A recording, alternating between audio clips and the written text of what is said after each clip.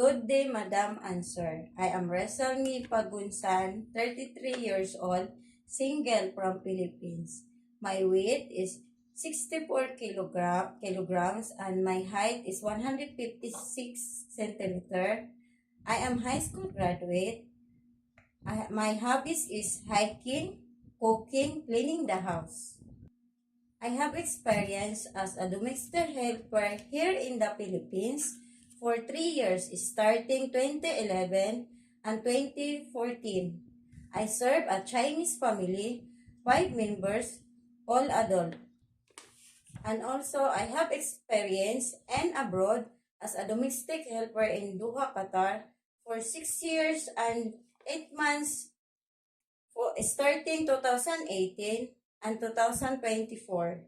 I have served 5 members of the family, 2 adults, an 8 years old girl, and also one month old baby twins. To my main duty of my previous employer, taking care of 1 month old baby twins, cleaning the house, ironing, wash the clothes, sometimes I cooking, sometimes also I wash the car of my madam, and also sometimes I go in the market. Johnny, Johnny, yes, Papa. Eating sugar, no, Papa. Telling lie, no, Papa. Open your mouth, ha, ha, ha. Head, shoulder, knees and toes, knees and toes. Head, shoulders, knees and toes, knees and toes.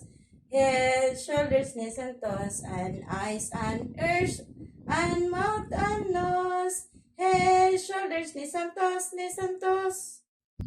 To my future employer, I hope you hire me as a helper in your family. I am hardworking, honesty, good listener. I promise I will do my best to finish my contract and I hope I will work more years. Thank you. Have a good day.